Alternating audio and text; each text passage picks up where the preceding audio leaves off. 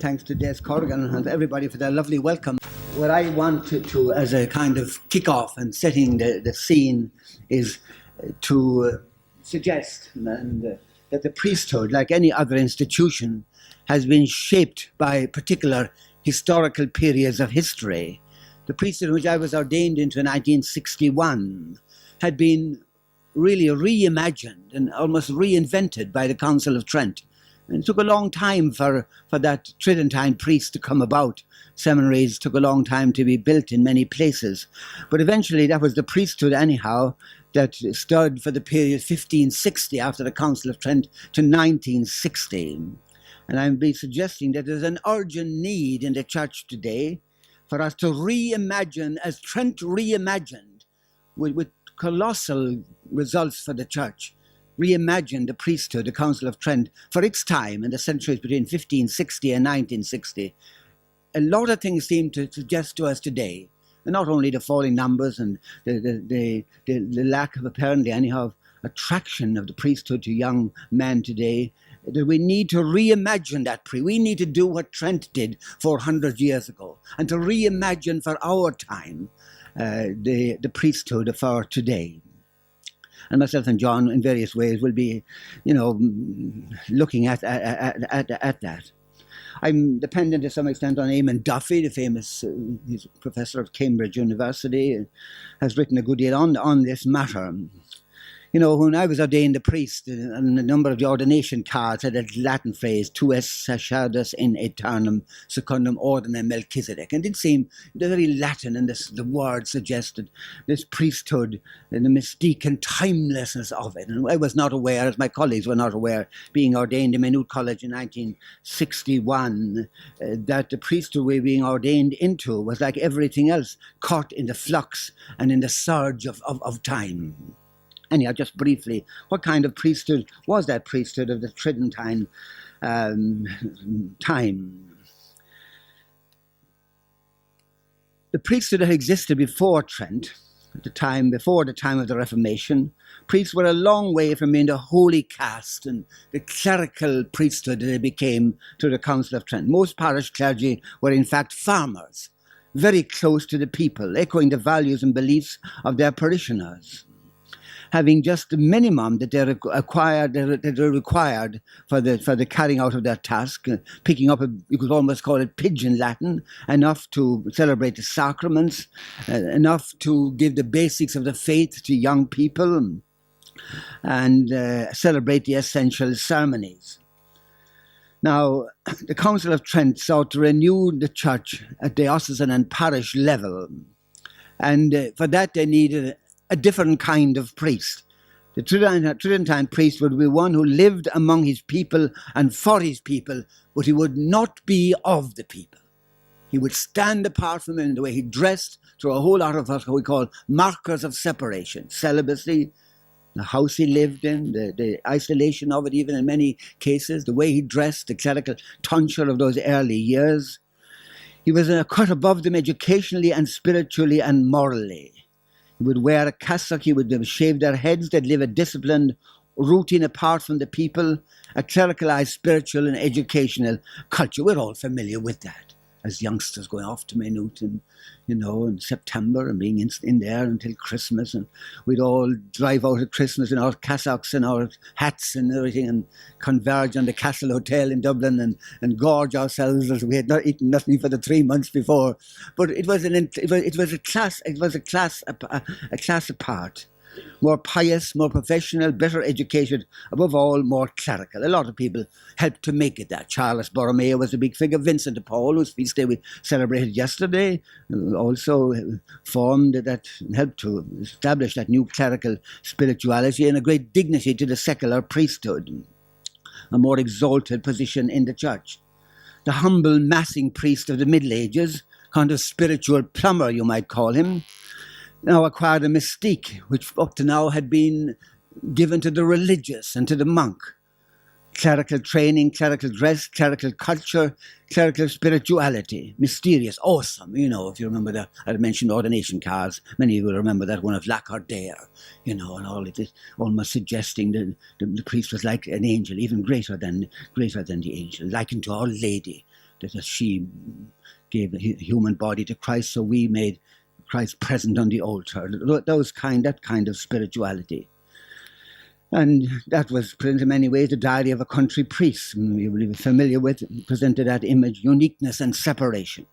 Then there came Vatican II and the theology that made it, and Karl Adam and Oni de Lubac and Yves Congar, suggesting that the priest, and ecclesiology, that the priest belonged with these people and in amongst the people. And that sat rather more with some difficulty with the image of the Tridentine priest, which was dependent on a particular theology and on a particular sociology too, because priests were better educated largely over those hundreds of years and very differently educated from people than they are today. The priest was the spiritual expert and the spiritual master. The Counter-Reformation ideal of priesthood, if it is to work, and it did work splendidly, but it needed its markers of separation. The dog collar, it was called, the cassock, the remote presbytery, the emotional distance between priest and people that you all will have known to some extent. And people always came across that too, many of them in splendid ways. The use of all those clerical titles, that we became so familiar with in the church. And celibacy, of course, is a big factor. They were not optional extras of that kind of priest. They belonged to it. They were part of the fabric of that style of priesthood. And yet today, people now demand of the clergy that they be not masters, that they be friends, that they be animators, that they can be called on first-name terms. There's a cruel kind of almost lack of understanding amongst people of the new expectations that you place on clergy when you ask them to be that. The scale of Trent's achievement in refashioning and giving a new elevation to the priesthood was huge. But we also need to understand that the Tridentine vision seems to be, anyhow, slowly but surely collapsing under the weight of theological pressure. The different theology, the new wine, can no longer be held in the old wineskins, which is the title of our session here. And without the Tridentine structures and markers of separation, it would seem you cannot have the Tridentine priesthood. You see that in the tensions and all in relation to priesthood today. The Middle Ages had a vision of priesthood that was modest and limited. The priest was to the church what the local blacksmith or carpenter was to the secular community, providing essential services, celebrating the sacraments with some decency, the bare essentials of Christian doctrine, certainly having a care for the poor. He was not expected to be a preacher or a guru or in any serious sense a spiritual expert of any kind. The Counter-Reformation brought a different vision. The priest was to be a man apart from the people, but also a man apart for the people, but also a man apart from the people. He was a man of prayer, called an example of personal sanctity, a spiritual guide to others. He was, in fact, what the Middle Ages had expected from the monk, but he had to be that without the support of community, which the monk had. And our present system, can't hardly call it present now because it's changing a lot, but the system of clerical training, which I, and I'm sure many of you anyhow, was designed to provide that kind of priest. From 1560 to 1960, and Catholicism owes a profound debt of gratitude to what was achieved. But it's passing now. Perhaps has already passed. The sort of expertise the Tridentine priest was expected to have is now within the reach of very many people. And anyhow, people don't seem to need any longer that sort of clerical guru which Trent set himself to produce, and seems to have little attraction for the people we'd like to call to that priesthood. And the charisms, then, of course, then with an awareness in theology today that all the laity are called to share in the priesthood of Christ. And the charisms which form the life of the church and so needful to the life of the church, are not just given to the clergy, but are given to everybody, especially related to the sacrament of baptism. So my thesis here, and taking it largely from Eamon Duffy, there's an urgent need to re-examine the ordained priesthood as the Counter-Reformation very creatively reimagined it for their time and almost reinvented a style of priesthood. And we're asked to do that today. I like, those of you who know me, like to deal sometimes in images. And I'd like to suggest this image, the image from the world of gardening. Sorry now for the lovely floor here of Drummond team. We're going to let some earth, I'm afraid, fall on it. but it's the pot-bound plant. And a very good example it is of the pot-bound plant. You know, it's put in a small container long ago, which was fine then, but now it has outgrown it. And the roots have nowhere to go. They just go round and round and they exhaust themselves and die. That should be in flower, but it's not in flower. So I suggest there's an image of our priesthood, our church maybe to some extent, is pot-bound even in another culture. We all grown up in that culture. It's a kind of culture of almost, you know, the protected world of Ireland, and protected church too. And now suddenly the winds of change have blown. We suddenly are exposed to what other countries have exposed for many years. And I suppose more the situation in which the gospel was first preached. But we're still pot-bound in another culture, the culture of that protected church and protected Ireland. And I'm suggesting here that the priesthood too is pot-bound. It's pot-bound in the Tridentine priesthood, which was suited to its time and needed for its time. As I said, many examples of that. But now the roots in us, the deep spiritual roots in a man who's called to the priesthood, they're no longer satisfied by this small little container of the style of the Tridentine priest, remote and isolated from his community, living with all these separate markers. It doesn't work anymore. So we've got to put it into a wider ambience where these roots will spread out and the kind of, how will I put it?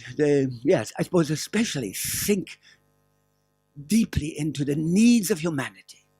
The cry of the Vatican Council, the Constitution in the modern world began with that great sentence, Lumen Gentium, not Lumen Gentium, but Gaudium et Spes, that the hopes and the joys of the world are the hopes and joys of the church, our hopes and joys as priesthood. And we need to sink our roots as priests and as a church deeply into those needs and joys of humanity. And to somehow get out of the kind of, I suggest anyhow to you, let's stay with the image during that, while we are here, of a church that has become pot-bound in a particular culture. And that culture was the dominant culture at one time, was no longer the dominant culture today. And yet we're kind of, as a church, we're still caught, we're pot-bound in that. But the desire of the church and the spirit in us is to sink our roots more deeply into the needs of humanity. The priesthood, if it's not attracting, that's what's the saddest things for all of us who are priests here, have enjoyed our priesthood, have loved it, we still want to be a priest tomorrow. In fact, it's not attractive to youngsters and to people today, because I suggest, because it is pot-bound. We need to find, and we need, it's a challenge, maybe part of our work here today, just as the Council of Trent and the post-Tridentine movement did it so splendidly, reimagined the priesthood for its time that was needed and desperately needed. But that style of priesthood is no longer what's needed today. There's a lot of things to suggest that. So we need to get out of this small container. The limitations of that kind of priesthood will no longer speak so powerfully to people today, and enable us to sink our roots, the deep needs in us, the deeper longing, to sink them into the wider, greater soil of the joys and the hopes of all humanity, which would appear anyhow cannot be done by a Tridentine style of priesthood in the culture and the situation we find ourselves in today. Anyhow, you'll find that I'm more the kind of philosopher here a bit and the ideas man. John O'Connell is 28 years in the parish. Many? 30 years. Even almost as many All-Irelands as Kerry have won. So over to him now to share some thoughts with you. I happen to be, is this thing working? I am a Kerry man, and I was born in the year 1933, and that's why I wanted Kerry to win the All-Ireland last Sunday, because it'd be easy to remember. I was 33 and they have 33 now, and we don't want any more after that. We're satisfied. Anyhow, Seamus is talking about the new kind of priesthood, and the word I would use here is collaborative ministry. And that is required, as Seamus said again, not just because of the declining number of priests, but because of the position, if you like, that the baptism, confirmation and Eucharist confers on the parishioner. When we talk about collaborative ministry in the parish, and what I'm doing here is I'm going to talk to you about what we're trying to do. I haven't read any books about it. I'm simply saying these are the things that we have tried over 30 years. I'm 30 years in Bray. I happened to start off as a curate for 8 years. Then I was made a parish priest, and then when it came for me to change, I was too old to change to another parish, so I stayed where I was. So as I say, we collaborative ministry is required in virtue of baptism, but also, of course, the declining number of priests makes it all the more urgent. Now, recently in the parish in Holy Redeemer Bray, I was asked the question, how do I see the parish of Holy Redeemer 5 years from now? And this is what I wrote. I said, accepting that we cannot foretell the future, still we can guess. If the Lord spares my life, I will be 76 years of age, 5 years' time, already 1 year retired as PP of Holy Redeemer. Last year, one priest was ordained for the 1 million+ Catholics in the Archdiocese of Dublin. There's nobody there for next year, and possibly one the following year. So that has that information has consequences. Then going another question: how do I expect? I expected the 4 parishes in Bray. At the moment, there are 4 parishes. 3 of them have 2 priests. Ours has 3. I would expect that in 5 years' time, we'll be down to at most 1 priest per parish. We'll have to reduce drastically the number of weekend masses. That will be painful because people don't like change. Already people are saying to me, please don't touch the Half Past 8 Mass. I love the Half Past 8 Mass in the morning. Please don't touch the Half Past 9 Mass. The Irish, don't disturb that. So on. So that's the second question is, what do I hope the parish to be like 5-10 years from now? I know what I do not want to like or hope for, and that is a parish made up of elderly people, not open to change, stuck in their ways, and having absolutely no influence on the community around them. The parish I hope for in 5-10 years' time will be an active, alive, vibrant parish, even if smaller in numbers, with a good cross-section of people age-wise and background-wise, reaching out to others, building bridges, and so on. The Sunday Mass, I would hope, in 5 to 10 years' time, will be a spiritually nourishing, prayerful experience, and all this will take place. The leadership for this will not come from an elderly parish priest brought in from the outside. This vision will not come into being unless we as a parish sit down and make plans. With this in mind, the parish management group in our parish was set up in 2003 to prepare the way forward. So put it briefly to you, the vision that I have, and hopefully we all would have, that we have in the parish, is an alive, vibrant parish 5-10 years' time. A Mass which is prayerful and spiritually nourishing. How is this going to come about? It certainly will not come about unless we plan for it. And we have put into operation a parish management group who are to plan for that, because if you're going to leave it to the priest community, I'll say it will not happen. Now, looking at the parish, I suppose the most basic involvement in the parish is not so much people involved in groups, it's people, baptized people, living the Christian life in their own homes, in their community, in their workplace, coming together on Sunday to celebrate that and to be nourished. That is the most basic involvement.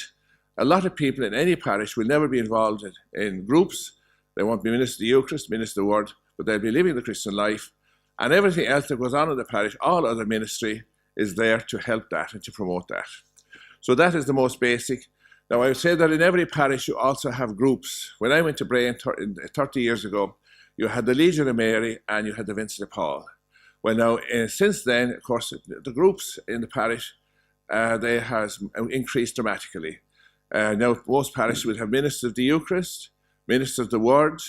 We would have baptism teams, First Communion teams, confirmation teams, bereavement teams, caring groups, and all this kind of thing. So all those groups are there, and they've increased dramatically. If I look back over the 30 years, the number of people now involved in that way in the parish has grown, as I say, dramatically. Now, as regards those groups, I would say a few things. That number one, they need to be supported socially and nourished spiritually. In other words, the group needs to kind of be kept together. So, for instance, we have a baptism team, and every year we take them for an outing. This year, by the way, the outing is the National Gallery, and we'll have an input on the paintings with the religious team and a meal afterwards. That kind of keeps them together and promotes them.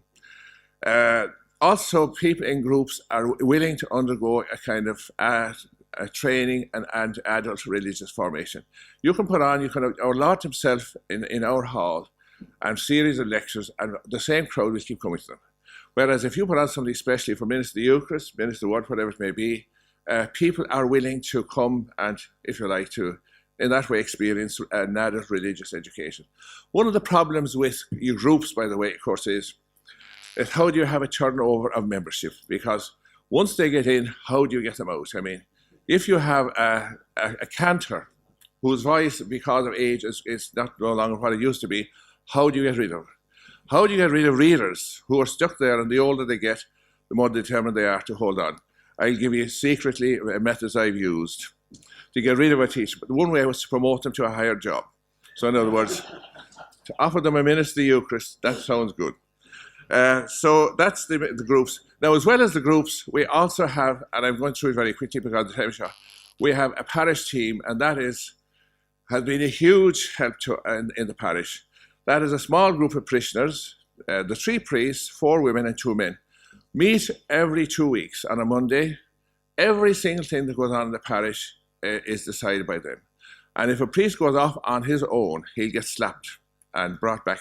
So in other words, it really is a group that meet, there are minutes kept, there's a chairperson, all that kind of thing. And as I say, it has meant that in fact decisions are now no longer made by the parish priest or by the priest together. It's made by this group of parishioners. It has limitations, but at the same time I think it has been a fantastic value. How were they selected? Things happen. We know it started in a simple way years ago, and nowadays if a member drops out, it's the group themselves decide who's to replace them. But that group has done fantastic work. Now, as well as that, we have now what we call a parish management group.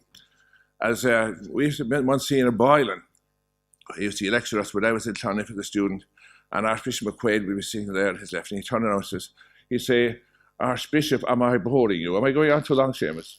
No. Anyhow, we have the parish management group. How that came into being was, years and years ago, we had a parish pastoral council, elected, nominated by groups and selected. Now, it was a success because the people who were elected had no interest. Some of the people nominated by the Vincent Paul and so on were interested in getting recruits for their own group. So in that sense, it was a failure. After that, we had parish development and renewal, and out of that, they developed a core group. And their plan was to, if you like, not so much to do the day-to-day decisions, they were to plan for the future. And that has now led in 2003 to our parish PMG, Parish Management Group. And their task, and we have had parish assemblies and so on, and their task really is to look at the vision I described earlier on, this vibrant, alive parish, Sunday Mass and so on, and how is that going to come about? And they are setting themselves that task, and putting it as briefly as that. We're having a parish assembly or a parish get-together now shortly, and this group have been meeting for a year, and as I say, they're very determined to do that. I think I can leave it there. I suppose we started having a parish council or core group, whatever we might call it, back in, I suppose, I think around 1994. So we've been through 3 or 4 of them, or 3 anyhow. But, you know, we weren't quite happy with it. And tried various different ways, elected from areas, elected by different groups, Eucharistic ministers, or so on. We gathered, I think, really from Tullamore, who are often doing some great things. We said, here we are in a new situation, a new Archbishop in Dublin, and we're just going into having a new parish council. And this was the time, if ever, to try something different. And so we sent out a letter to every house in the parish saying, this is a new Ireland, the Celtic Tiger. Young men and women with great talent and gifts have fashioned this new Ireland, have brought great talent and creativity to it. Our church at this time is a church, maybe not in crisis, but it's just struggling in the present situation. If there are people, if there's somebody out there that really thinks they have a contribution to make to that church in this time and in this time of challenge, we would like to hear from you. You might submit your name, or we ask if somebody else thinks that someone would have that, would they put down a name. Now we got about, I suppose, you know, a lot of people in our parish, but we got something like, I think 17 or 18 names. And we got people we had never, you know, much younger than the normal pattern in the parish council. And we're having our first meeting with them now next Thursday. when one of our one of the lady, Ellie, I forgot her name, she used to work in Liverpool, she's now in charge of one of the area groups in the diocese, is going to take them through what expectations they have of this job. But it was, in that sense, it was a good, hopefully anyhow, it's the most promising kind of group we have ever had, looking at their names, and we have more men on it as well, which is also interesting. We got more names of men than we ever got in the other way. Well, that's only, I don't know yet how it will work, but that's what we did, anyhow, for the parish council or the parish co-group. I have noted myself here to have two things down on my page, and one is the importance of the humanity, that we believe in a gospel of the incarnation, and the only holiness there is to be truly, fully human. And the second thing I want to say, I'm going to say briefly with these because I have to let this man come on again. The other one is the importance of community, of ordinary friendship in the parish. Anyhow, first of all, Paul VI, at the beginning of the encyclical Evangelii Nunciandi, talks about the purpose of evangelization. He does not describe it in terms of getting people into the church, of increasing their numbers. The first role is to seek to transform humanity from within and to make it new. It's in the gospel, isn't it? Paul talks about in Hebrews about Jesus being the new man, the new Adam. Jesus came to be the beginnings of a new humanity. And we need to evangelize the culture and the cultures of humankind. Now, he's echoing there something the council itself echoed when he made a distinction between promoting the kingdom of God as the real task of the church. The church itself has a more limited role, important, very important role too, to be in some way the instrument of that kingdom, the sacrament of that kingdom, that kingdom would have some visibility in every place of the earth. But God's reign extends far beyond the visible boundaries of the church, as the council makes very, very clear. I suppose that's the new wine, and we no longer can be contained in the old wineskins. We have to be concerned not just about the service of the local community, but concerned too with extending the kingdom of God, of promoting this new humanity, of transforming society. As Donald Orr says, the primary task will not be that of trying to get people to be more active members of the church. That may be a long way down the road and it may never happen. When people meet us as members of the church, they should be in some degree touched by the mystery of life in our ministry. Don't happen by any kind of false piety, but some kind of transparency and integrity, some glimpse of a fuller humanity. Looking at Gaudium et Spes again, nothing genuinely human fails to raise an echo in the hearts of the followers of Christ. By his incarnation, the Son of God has united himself in some fashion to every human being. He walked with human hands, he thought with a human mind, he acted by human choice, he loved with a human heart. And again, whoever follows after Christ, the exemplary human being, must first of all become more human himself or herself. So, the first requirement from the church, from its ministers, is humanity. In our thinking, spirituality, we've been dominated by the sense of Christ as divine. It's been the starting point, and some never get beyond it. As Enda Lyon says in his book on Jesus, God did not become God in Jesus. God became man in Jesus. Truly man while remaining truly God. One of the recurring temptations of the church down the years has been somehow to bypass this difficult challenge, to be holy without being human, to try to bypass it, trying to get to God by some other route, to somehow diminish our humanity. The Sabbath is made for man, Jesus says, not man for the Sabbath. It's not man who's made for the sacraments, it's the sacraments who are made for man. People come first. The great law of the incarnation, God comes through the human, not alongside it. And the recurring temptation to somehow to be a minister of the church without respecting that. I told this before, and I'm going to tell it very briefly here. But when something happens to you in life, where you have some experience, and it stays with you forever. was a young couple getting married in Thurles back in the 1960s. They were going to get married in the registry office in Molesworth Street in Dublin. It wouldn't be new now, certainly. It was new then for two fairly prominent families in Thurles. Because the parents were upset about it and didn't even want to talk about it. The local clergy, they came to me, the kind of local guru kind of returned from theological studies in Germany. How could he do about this? Anyhow, talking to the parents and talking to the youngsters, they agreed, because the parents wanted some religious dimension to this, that they, after the registry office wedding in Molesworth Street, they would go along to Mass in a nearby convent. So they came up in that lovely June morning. I remember so well. Beautiful morning. All their friends, young people from Thurles, 50, 60, 70 of them, all pile into the registry office to be there with them. I'm sitting there in the car outside, and Michael comes out to me, and he says, Father Seamus, it would mean a great deal to us if you came in there and sat with my parents and said a little prayer, maybe, if that were possible. Here's Seamus Ryan, just fresh from his theological studies in Munster in Westphalia, listening to Joseph Ratzinger and others like that, and listening to what Tom Morris would say now if he heard his young priest had gone into the registry office, and for what the church tells us is no wedding, it's nothing at all, it's a sham, or whatever, that's the language that's used. So I can still see him there at the window, hopeful, expectant they'd come, and I said to him, Michael, I can't go. The church from Thurles went into that wedding for Michael and Ruth, found no difficulty in being with their friends.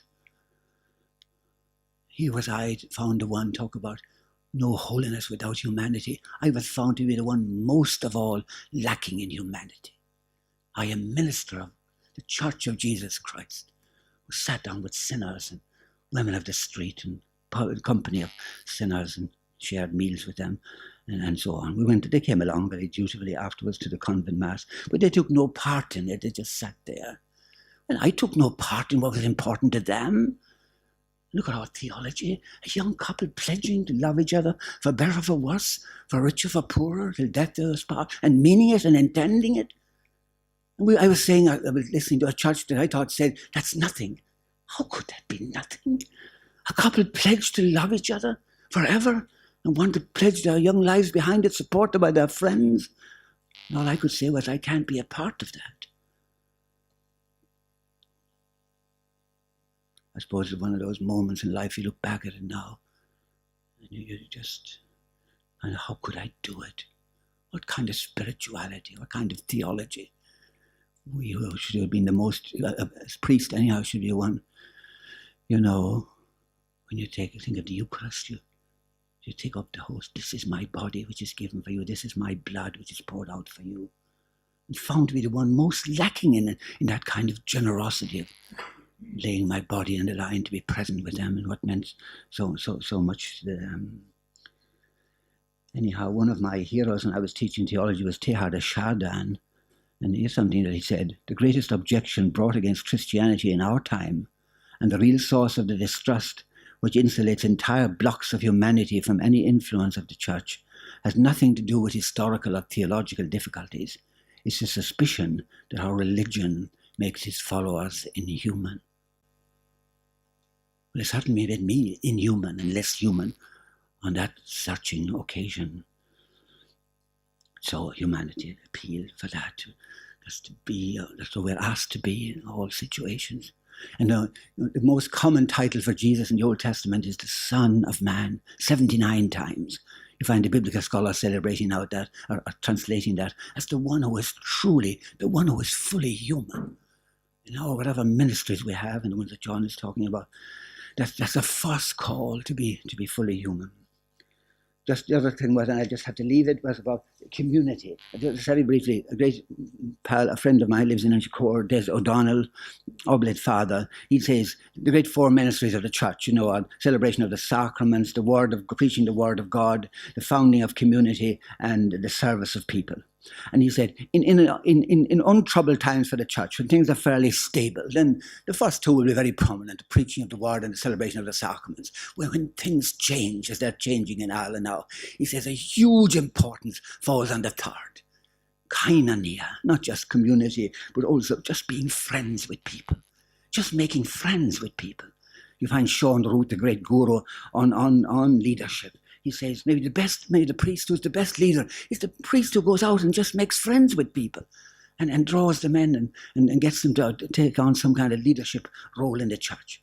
And as I said earlier, some of our priests splendidly broke through this kind of, like the sort of thing I spoke about, and broke through that kind of lack of humanity. I remember Henry Nash, who's dead now, Lord Met parish priest in Mullinahone, and he used to say, and they used to play cards at Christmas, all those parish priests, and they invited us, myself and my brother, we were only, youngsters, seminarians and minutes, and they invited us on to do all those kind of meetings and sessions with them. I remember saying once, if you stood in a man's kitchen, he'll listen to what you say at Mass.